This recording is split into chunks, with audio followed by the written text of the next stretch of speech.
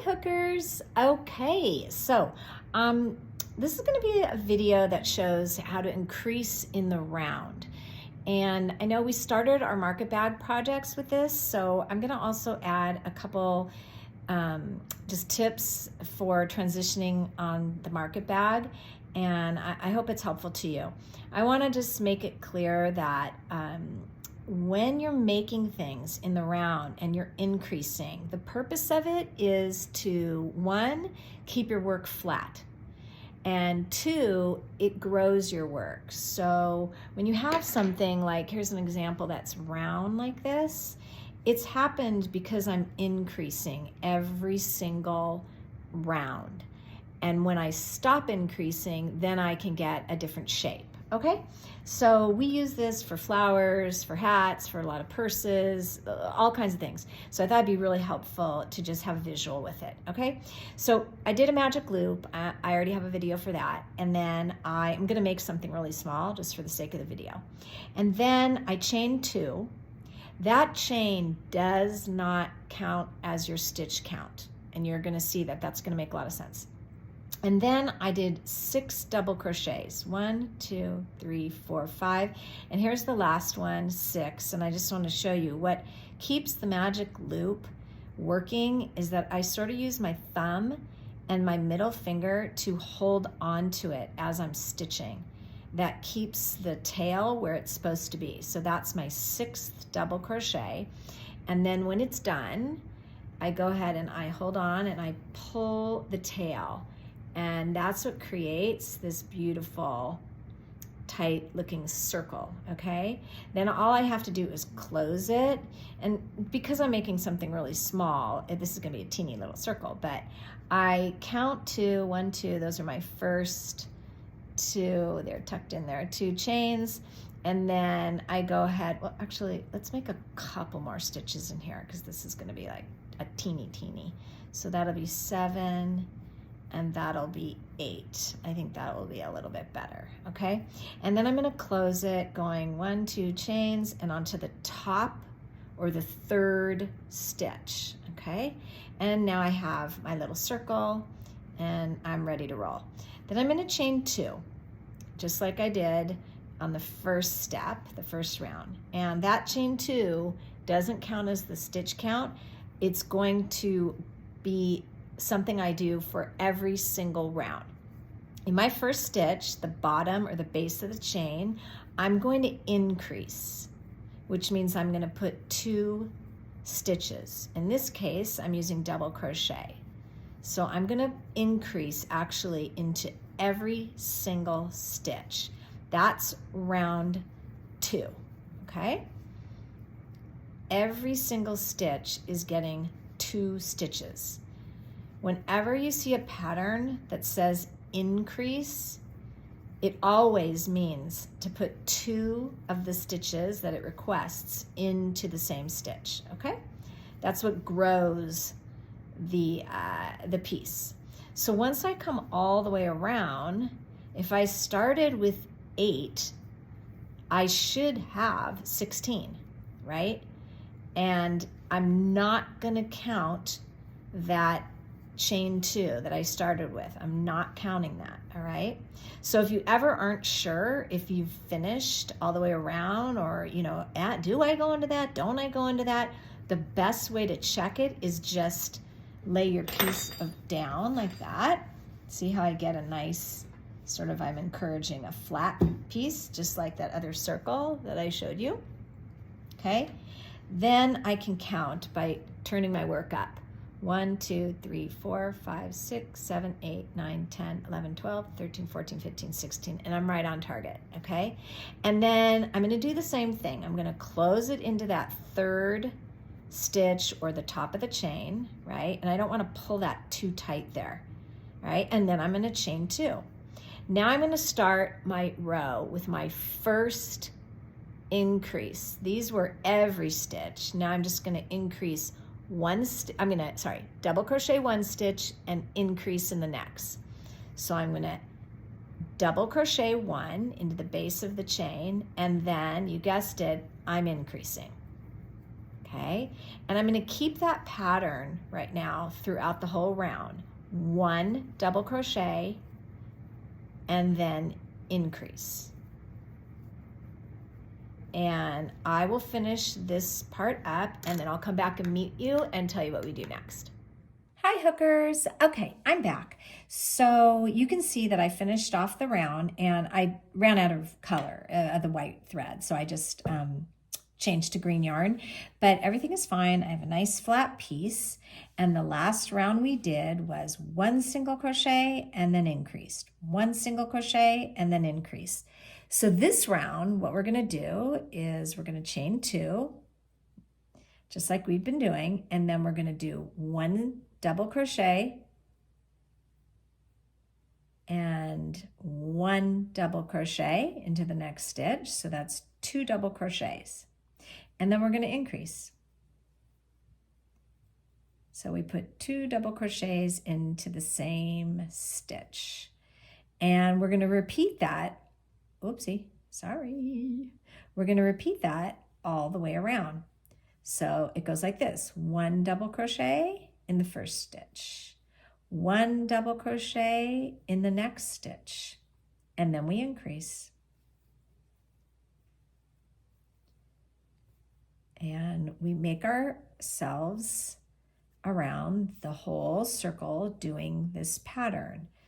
So if you think about it, every round we're actually adding another double crochet to our beginning pattern, okay? So if I have done it correctly, it'll continue to stay flat and it'll be this type of pattern: 1 double crochet, 1 double crochet, increase, 1 double crochet, 1 double crochet, increase. And we'll make that all the way around and then we'll close our circle. Now, how far we continue to increase is really up to you. It depends on how wide you want the base of your project to be. So if I were wanting it to be another inch or so, I would increase the next row by doing 1 double crochet, 1 double crochet, 1 double crochet, increase. And so on. The row after that would be a series of 4 double crochets and then an increase. And then 5 double crochets and then an increase. And that's the way you make the bottom of the market bag, okay? So when a pattern says repeat this till the end, that's what it's referring to. Repeat this concept of increasing, okay? So when I come back, I'm going to show you the next step in the market bag, which is where we start to chain 5 and get that nice kind of mesh look. Okay. Hello, hookers. Okay, so we're carrying on, and what we're going to do now is let's say we've finished our increase. So we're done increasing, and we want the bag to, let's just say, be this big at the bottom. Okay. So then when we slip stitch into that last stitch, just like we've been doing, we're going to chain 5 here. We're going to start the mesh part, and we're going to chain 5. And then what we're going to do, 1, 2, 3, 4, 5, is we're going to skip 2 stitches. 1, 2. So now we're not counting the base as a stitch, okay? 1, 2, and we're going to just make a single crochet into the 3rd stitch. And we're going to just repeat that all the way around. 1, 2, 3, 4, 5. Skip 2 stitches, 1, 2, and then go ahead and make a single crochet. And what ends up happening is, as you do this all the way around the bag, you get these like petals or loops, and they look like this. When I lay the work flat, they just look like these little loops right here. And then on the following row, we're gonna go into those loops, okay? So I'll meet you back. Hello, so we're continuing on, and I'm just giving you the example of now I'm making that mesh part of the bag. So I just continue this simple pattern of chaining 5 and going into the loop space and making a single crochet.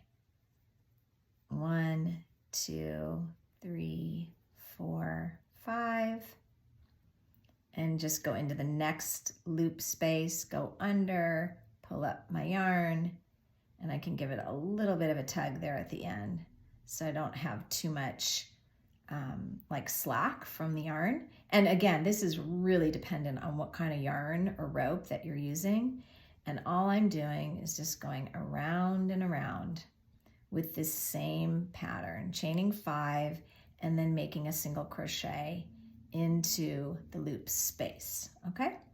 And then what's gonna happen is we're gonna do something a little different when we get to the top of our bag. And I will show you what that looks like. Hello, okay, so let's say we finished the mesh part of our bag, and now we're gonna work on the little ribbing part on the top of the bag, and then I'll show you how to do the handles. So here we connected our last chain 5 and we made a single crochet in the loop, and we're gonna actually, I just changed color and yarn, we're gonna make another single crochet in the loop. So you have 2.